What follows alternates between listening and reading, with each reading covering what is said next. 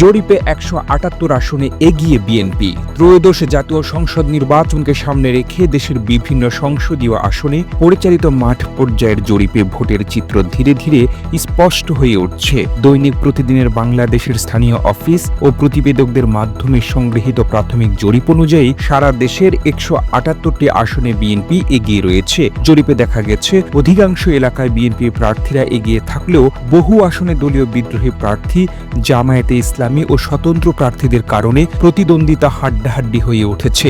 বিশেষ করে ঢাকা ও চট্টগ্রাম বিভাগের বিভিন্ন আসনে বিএনপির বিদ্রোহী প্রার্থীরা ফলাফলে বড় প্রভাব ফেলতে পারেন বলে মনে করছেন স্থানীয় ভোটার ও রাজনৈতিক বিশ্লেষকরা। উত্তরাঞ্চল, খুলনা ও রাজশাহী বিভাগের বেশ কয়েকটি আসনে বিএনপি ও জামায়াতে ইসলামের মুখোমুখি অবস্থানে রয়েছে। কোথাও কোথাও জামায়াত এগিয়ে থাকলেও অনেক আসনে বিএনপি সামান্য ব্যবধানে এগিয়ে আছে। অন্যদিকে রংপুর, রাজশাহী ও খুলনা বিভাগের কিছু আসনে স্বতন্ত্র প্রার্থীরাও শক্ত অবস্থান তৈরি করেছেন। নির্বাচন কমিশন সূত্রে জানা গেছে, এবারের নির্বাচনে বিএনপি, জামায়াত ইসলামী, জাতীয় পার্টি, ইসলামী আন্দোলন বাংলাদেশ সহ মোট ৫১টি রাজনৈতিক দল অংশগ্রহণ করছে। নির্বাচনী মাঠে প্রার্থীদের প্রচারণা জোরদার হওয়ার সঙ্গে সঙ্গে ভোটারদের আগ্রহ বাড়ছে। সার্বিক পরিস্থিতি বিবেচনায় জরিপ সংশ্লিষ্টরা বলছেন, নির্বাচনের দিন যত এগুচ্ছে ততই অনেক আসনে ভোটের সমীকরণ বদলাতে পারে। তবে বর্তমান প্রাথমিক জরিপ অনুযায়ী সংখ্যাগত দিক থেকে বিএনপি এখনও স্পষ্টভাবে এগিয়ে রয়েছে। এই ভিডিওটি আপনি বাংলাদেশের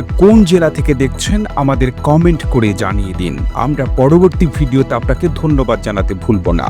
আরও ভিডিও দেখতে বিশ্ব বাংলার পেজটিকে লাইক করুন, কমেন্ট এবং শেয়ার দিয়ে সবাইকে দেখার সুযোগ করে দিন।